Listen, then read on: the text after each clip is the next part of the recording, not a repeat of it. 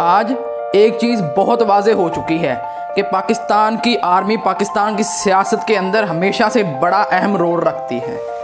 लेकिन यहाँ पर देखना ये है कि हमारी अस्करी क़यादत की सियासत में मुदाखलत से आज तक हमने क्या खोया है, क्या पाया है, क्या वो चीज़ें जो हमने हासिल की हैं, क्या वो चीज़ें जो हमने इस वजह से खो दी हैं, क्योंकि ये हमारा गुज़रा हुआ कल है। और अगर हम अपने आने वाले कल को बेहतर करना चाहते हैं तो अपने इसी गुज़रे हुए कल को फोकस करके चलना होगा। तो आइए देखते हैं। हमारी ये कहानी शुरू होती है अयूब खान से, जो कि पाकिस्तान बनने के सिर्फ 11 साल बाद ही ये कह करके मार्शल लगा देते हैं कि पाकिस्तान को बहुत सारे अंदरूनी और बैरूनी खतरात का सामना है, इसलिए अस्करी क़यादत को मजबूत होने की ज़रूरत है। फिर क्या होता है, पाकिस्तान अमेरिका के मफादात के लिए लड़ाई लड़ना शुरू करता है। कोयटा के अंदर हवाई अड्डों को अमेरिका के हवाले किया जाता है और अमेरिका से जहाज़ आता है, कोयटा से उड़ता है और रूस में जा कर के जासूसी करता है। क्या यहाँ तक पहुँच जाती है कि भुट्टो साहब इस्लामाबाद से जाते हैं कोयटा, वो अपने ही मुल्क में अपने ही इलाके के किसी ज़मीन पर जाना चाहते हैं लेकिन नहीं जा सकते। क्यों? वो अमेरिका की कस्टडी में है, वो अमेरिका के हवाले किया गया। फिर 1965 की जंग होती है। उसके बाद लोग मुतालबा करते हैं कि हमें सियासी रहनुमा चाहिए है, हमें अवामी लीडर चाहिए है जो हमारा खुद का चुना हुआ लीडर हो, मुंतखब करदा लीडर हो। तो फिर इलेक्शन होते हैं। एक तरफ अयूब खान साहब हैं और दूसरी तरफ मादर मिल्लत फातिमा जिन्ना है। और ये हमारी तारीख का स्याह तरीन बाब है कि फातिमा जिन्ना के ख़िलाफ़ मुकदमे चलाए जाते हैं, FIR काटी जाती हैं, उनको गद्दार कहा जाता है, उन पर इंडिया का एजेंट होने का इल्ज़ाम लगाया जाता है। और सितम तो ये है कि उनके इंतखाबी निशान लालटेन को कुत्ते के गले में डाल करके लाहौर की सड़कों में घुमाया जाता है। मुझे बताओ, क्या कौमें अपनी माँ के साथ ऐसा सलूक करती हैं? और फिर इलेक्शन होते हैं, तारीख की बदतरीन धांधली होती है और अयूब खान साहब जीत जाते हैं। अवाम सड़कों पर निकलती है कि हमें ये इलेक्शन मंजूर नहीं है। जब अवाम का जोर ज़्यादा ही बढ़ता है तो अयूब खान साहब अपनी सदारत की कुर्सी छोड़ते हैं और सदारत की कुर्सी याहिया खान को दे जाते हैं। यही वो दौर होता है कि जब मशरक़ी पाकिस्तान के लोगों के दिलों में नफरतें पैदा की जाती है, जिसकी वजह से बांग्लादेश बनता है। लोग ये समझना शुरू करते हैं कि हमारे साथ नारवा सलूक इख्तियार किया जा रहा है, हमें अपने हकूक़ नहीं दिए जा रहे हैं, हमें कोई बगानगी का इजहार करते हैं कि हमें कोई बगाना होने का हमारे साथ सलूक किया जा रहा है, हमें सियासत में हमें राइट नहीं दिए जा रहे हैं, हमें मुआशी तौर पर हकूक़ नहीं दिए जा रहे हैं, हमारे साथ नफरत की जा रही है। और उसका नतीजा क्या निकलता है कि जब याहिया खान इलेक्शन करवाते हैं तो मशरक़ी पाकिस्तान जो कि आज बांग्लादेश बन चुका है, वहाँ शेख मुजीबुर रहमान खड़े होते हैं। और मगरबी पाकिस्तान जो कि आज का पाकिस्तान है, यहाँ से जुल्फ़िकार अली भुट्टो खड़े होते हैं। और नफ़रतें कदूरतें इस कदर बढ़ चुकी होती हैं कि मशरक़ी पाकिस्तान में 138 सीटें होती हैं, 138 की 138 ही शेख मुजीबुर रहमान जीत जाते हैं। यानी कि एक भी सीट मशरक़ी मगरबी पाकिस्तान के किसी लीडर को नहीं मिलती है। और इधर से मगरबी पाकिस्तान से 82 सीट्स हैं, 82 की 82 ही जुल्फ़िकार अली भुट्टो जीत जाती हैं। यानी कि यहाँ भी नफरतें पड़ रही हैं, उधर भी नफरतें पड़ रही हैं। और अब सदारत की कुर्सी पर याहिया खान बैठे हुए हैं। अब देखो, इसमें किसी किस्म की लॉजिक नहीं है, कोई ऐसी बात नहीं है जो समझने वाली है, जो कोई पेचीदा बात है। 138 सीटें हैं शेख मुजीबुर रहमान के पास, 82 सीट्स हैं जुल्फ़िकार अली भुट्टो के पास। तो सिंपल बात है कि सदारत की कुर्सी पर शेख मुजीबुर रहमान बैठेंगे।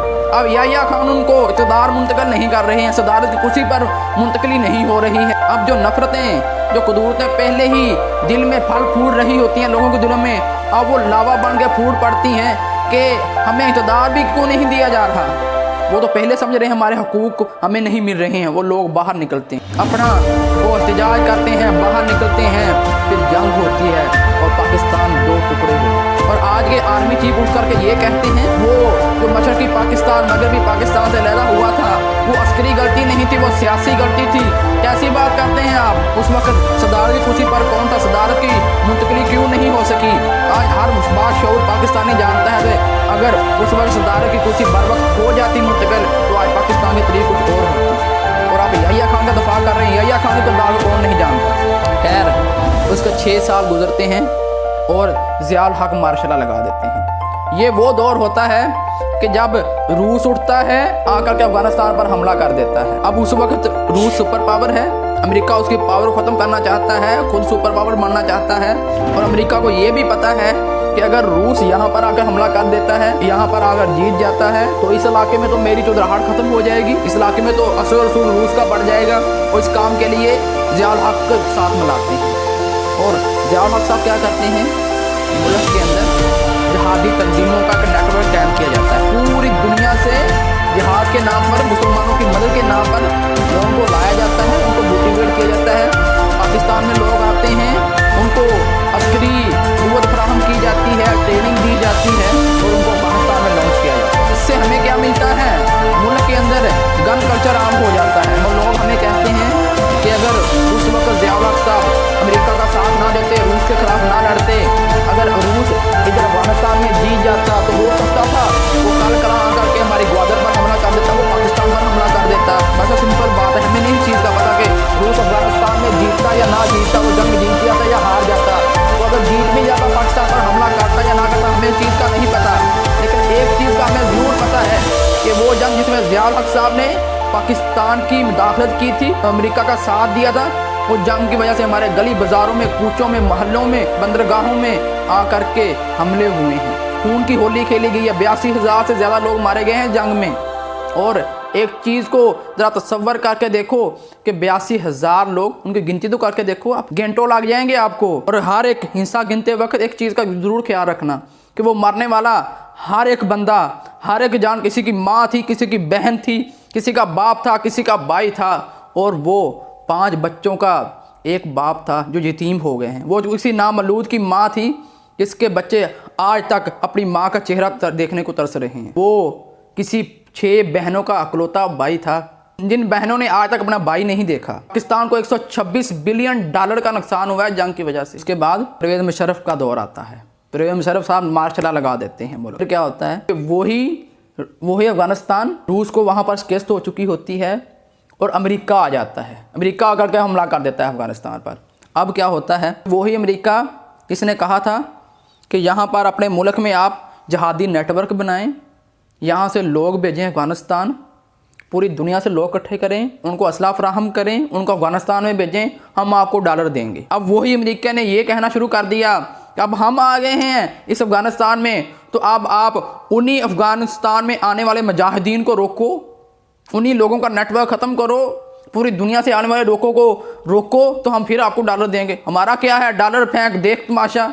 हमने उन्हीं लोगों के खिलाफ लड़ना शुरू कर दिया। वो लोग जिनको हमने मोटिवेट किया था, जिनको हमने कहा था कि वो हमारे मुसलमान भाई हैं, हमारी उन पर मदद करना, हमारे पड़ोसी हैं, उनकी मदद करना ज़रूरी है, अब हम उन्हीं लोगों के खिलाफ लड़ना शुरू हो गए हैं। और लाल मस्जिद में 102 लोगों को कत्ल कर दिया गया। मैं नहीं कहता वो 102 लोग मासूम थे, नहीं थे मासूम भाई, मासूम नहीं थे वो।